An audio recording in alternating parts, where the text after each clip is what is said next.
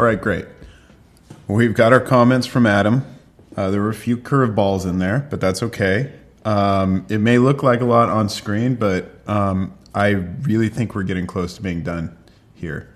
It's not quite as much as last time at all. I think we can move through it really quickly. He gave us some values that he tinkered around with in his shop and figured out ways to change the color, and actually gave us numbers. That's fantastic. I'll take it, and I'll take a look at them. We'll use the same method that he did. Make sure it's not destructive. If it is, we'll think of a different method to use. But if it works, it works. And I'm fine with using some easy ways to get results that are absolutely consistent with what he saw on his screen, because that's a big, important thing. If somebody's worked on their screen and made some changes, you have to match that a lot closer rather than just saying warm this up. They say use this many points, like Adam did. You better nail that pretty close. We're keeping the return. I think that's a good choice. Warming up the bottom.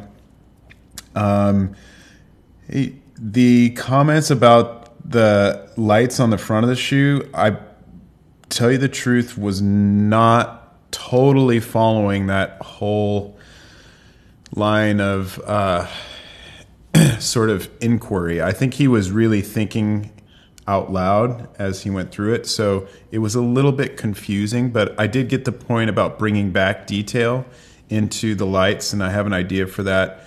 And I also have an idea about how to address that issue he was talking about, where the bubble meets the red sole at the bottom.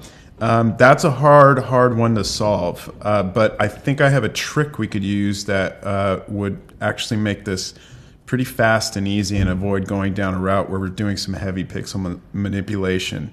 So let's jump right into these changes. I think they're going to go pretty quick, and we can get some, hopefully, final files out to Adam for his approval, and he can give us the thumbs up, and we can move on with our lives. Okay, so you might remember Adam asked me about a file that he sent over, and he did. So what I'm going to do is really quick open this file that he sent, because he had a selective color layer in it. And this is one of those things that might seem like I'm breaking my own rule here, because earlier I said don't use your photographer's work.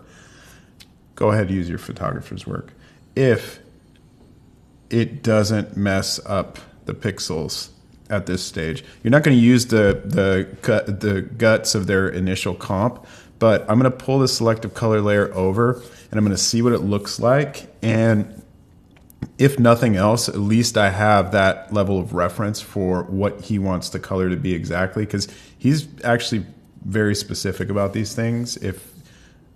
If he sets something up for me that's really intentional, he really doesn't want me to change that a whole lot. He has a pretty clear vision of what he wants. So I'm going to drag it over and see how it looks. It's a selective color layer that he brushed in. I'm putting it into the bubble sole group.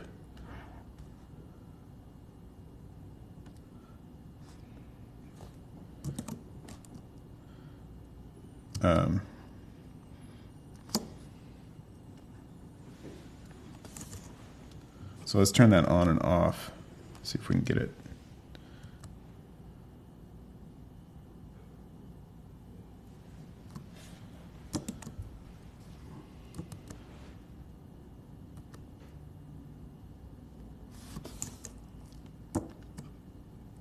Oh, it didn't go into position because he had a different crop there.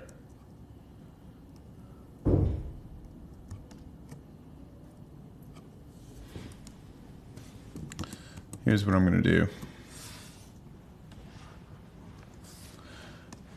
Yeah, he cropped it down.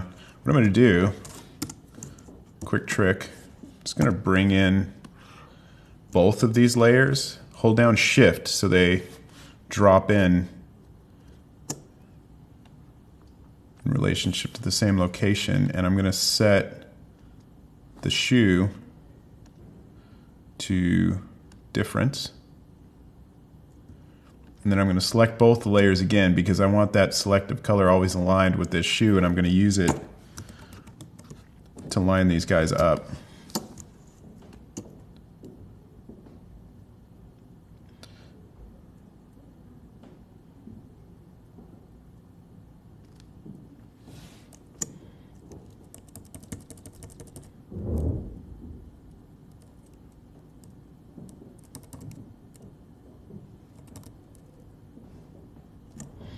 There we go.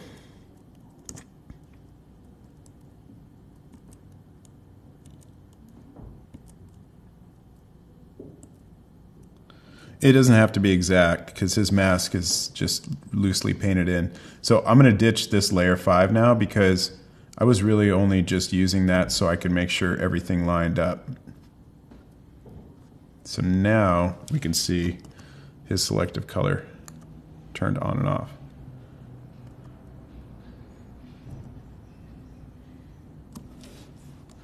I think it did a pretty nice job. It warmed it up in there and made it a little bit more yellow. I'll keep it. Okay, so now I'm ready to move on to the hardest comment, which is bringing back detail in those and doing something to somehow break up or better define or something to make the edge look better of the bottom of the bubble where it meets the red sole. So I already went into Capture One in the plates and found a nice plate that has good detail in here, and I think I have a way that I can pretty quickly and easily bring it in.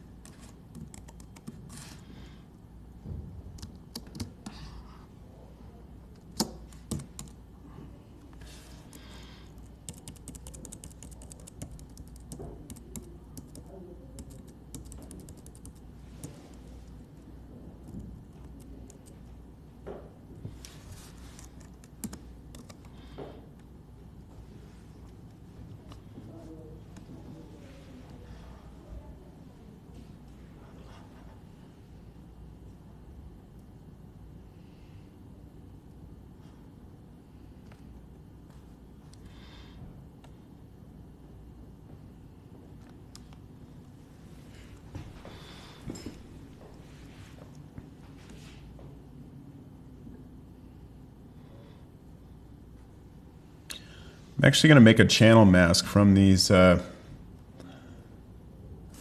holes here. I'm going to turn off my highlight so that there's better definition between them in the background.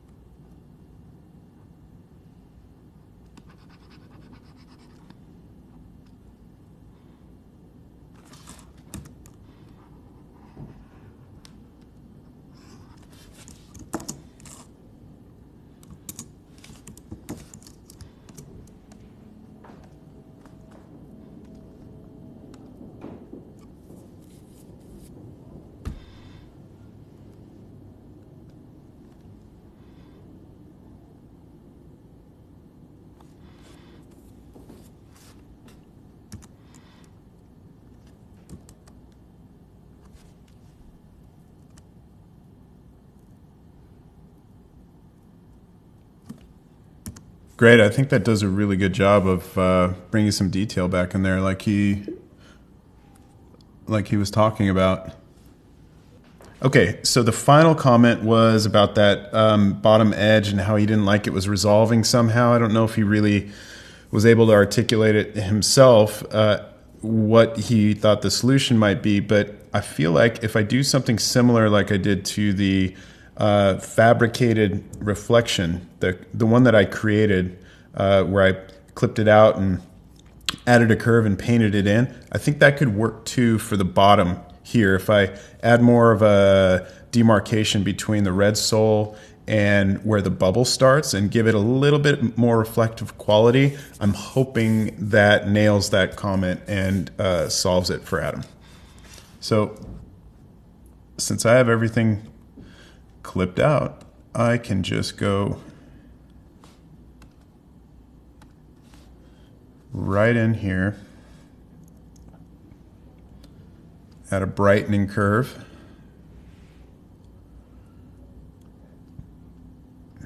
maybe even more than that.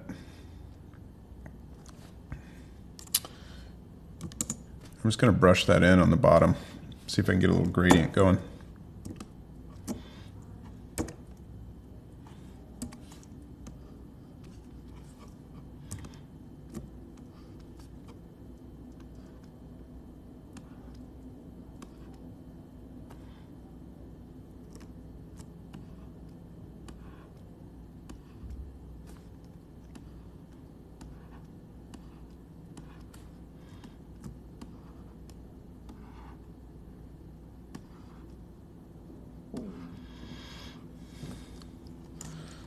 Now, what I think I'm going to do is maybe adjust the line of it a little bit more. I'm going to set a selection,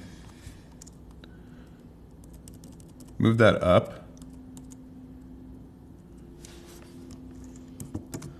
group that, add a mask there, invert it.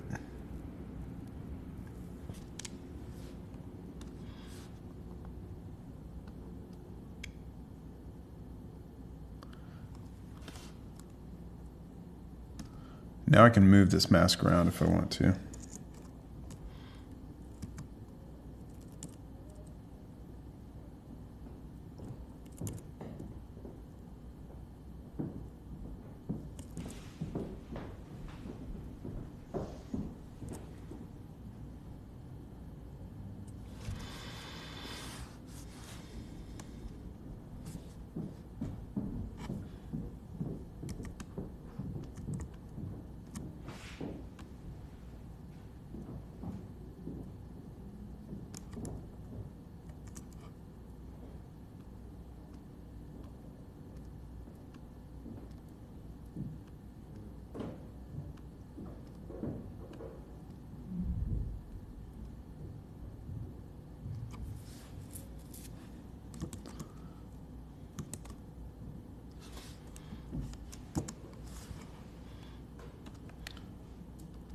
All right, let's turn that on and off and see how it looks.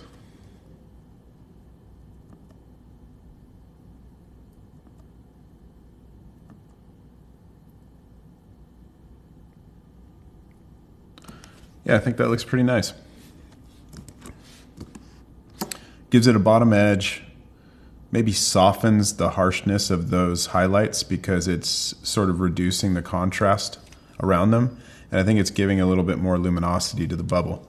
So this pretty much covers all of our comments for our round 2 feedback. All right, great. We're done. Let's send this off to Adam, see if we can get him to approve it.